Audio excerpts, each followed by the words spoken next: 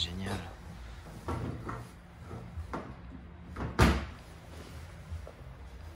Et donc là, du coup, c'est quoi alors qui se passe? On vidange de l'huile là, du coup? Là? Non, ouais. je rebranche notre boîte, ça y est, c'est fini. D'accord. Donc ouais, ça prend combien de temps à peu près alors, normalement pour... Bah ça dépend, le point de raccordement est le plus long à trouver. Donc, suivant les boîtes, on a plein de raccords différents. Et donc il faut trouver le bon raccordement de la boîte. Et après, bah, il y a déjà le temps de raccorder la machine, enfin le temps de faire comment dire, hop là. Le temps de trouver les bons raccords, ensuite de bien paramétrer la machine. Il y a un rinçage de boîte d'environ 10 à 15 minutes. Donc ça c'est un nettoyage de la boîte qu'on fait en passant chaque rapport. P, R, N, D, en passant plusieurs secondes sur chaque rapport. On fait ça pendant voilà, 10 à 15 minutes pour vraiment que le produit nettoie partout dans chaque conduit de la boîte. Et après on vient donc effectuer la vidange, donc en mode remplacement de l'huile.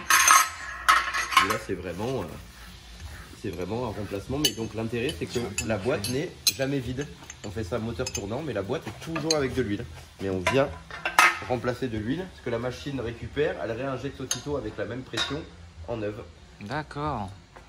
Et on se sert de la pompe à huile de la voiture. Et du coup, c'est pas la machine qui envoie de la pression dans la boîte. Et on respecte la pression. Ah. Et ça évite de faire forcer les boîtes de vitesse. Et donc chaque voiture est différente au niveau du raccordement. raccordement. Chaque voiture est différente. Le raccordement n'est pas le même. La quantité d'huile n'est pas les mêmes. Les pressions d'huile sont pas les mêmes.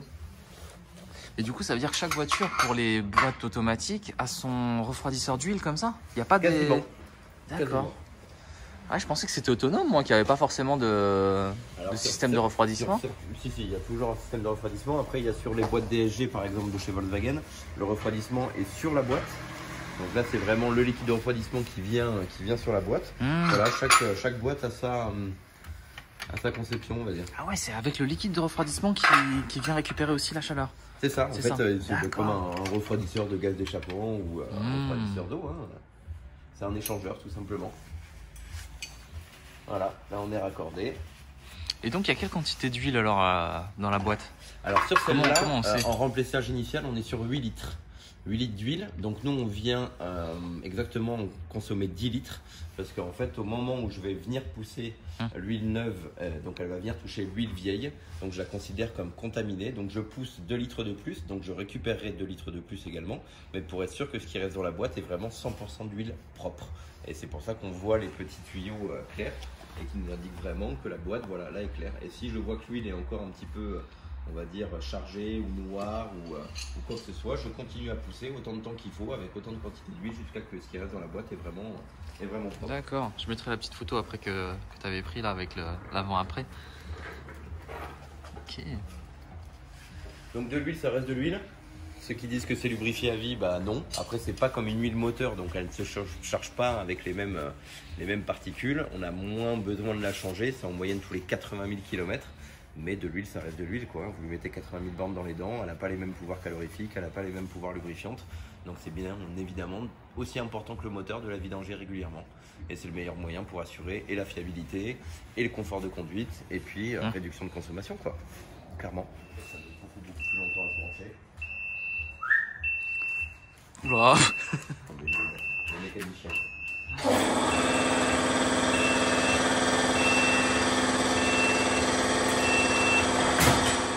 On avait déjà une première version de la machine. Tout le rapport qui sort. Ouais, il y a d'huile BVA 8 litres. Du début. Oui, c'est clair.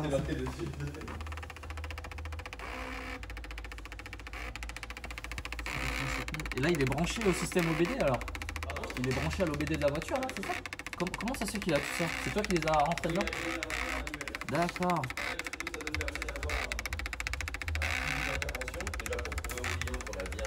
La machine en plus nous permet de nous dire j'ai vidangé tant, tel jour, à telle heure, j'ai mis tant d'huile, j'ai fait une mise à niveau de tant d'huile.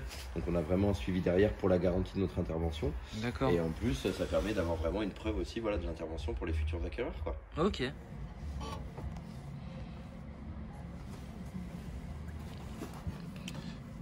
Petit problème de plaquette, donc pour le road trip je vais faire en sorte de changer ça. Donc là on voit qu'elle est en train de complètement s'effriter et qu'elle laisse des traces sur le disque même. Donc il se trouve que j'entends aussi des bruits quand j'arrive presque à l'arrêt. Donc voilà, à virer.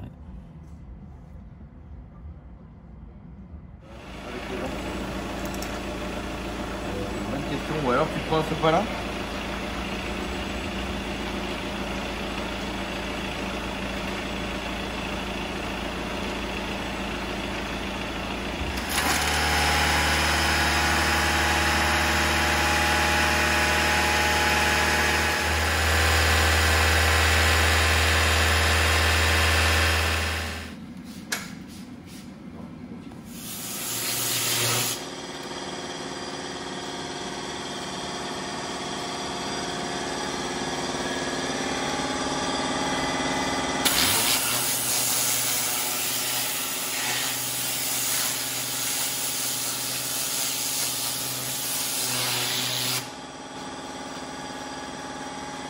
C'est un truc de ouf ça, c'est un Karcher mais en plus petite quantité. C'est ça, avec les tornades. Énorme.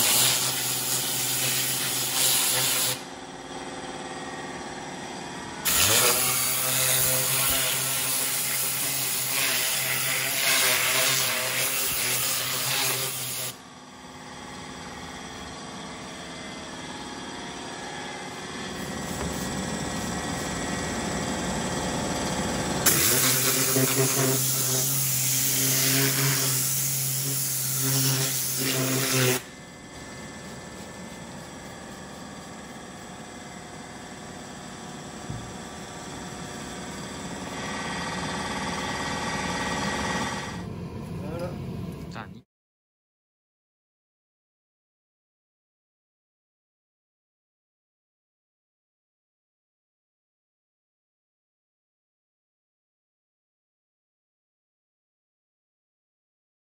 Voilà. Ah ouais, le morceau qui se barre quoi, mais laisse J'enlève avec tomber. ton avis. Laisse tomber. Mais ça freine encore ça? Bah non, hein. Oh là là, là sur le côté, on le voit carrément là aussi là. Bon là c'est peut-être un peu plus de la rouille quand même. Mais là c'est un peu du dépôt, ça plus du dépôt de poussière que... Mais bon là ouais, là ça s'effrite quoi. Tu vois, Qu'est-ce que c'est que ça? je vais gratter avec le tournevis quoi. Ok. La petite ouverture. Ah. Ouais. Mais ça veut dire quoi? Qu'il va se gripper progressivement ou... Non, après ouais, du coup il va récupérer effectivement un peu plus de merde, donc c'est pas très bon. Mais... Là, il va être rentré quasiment en piston. C'est un petit peu morflé. Parce que le soufflet est un peu grippé quoi. Ouais. En plus, ça c'est se pour ça chauffe aussi qu'il faut laver sa voiture régulièrement. C'est clair. Sinon, tu te rends pas compte de tous ces trucs là. Hein. Ah, mais quand il a lavé, c'est surtout la passer au Karcher et bien dans les roues. Parce que justement, tout ce qui est sel, sable et bordel, bah, du coup, tu le récupères, ça assèche les caoutchoucs et après, ça craquelle, ça pète. D'accord.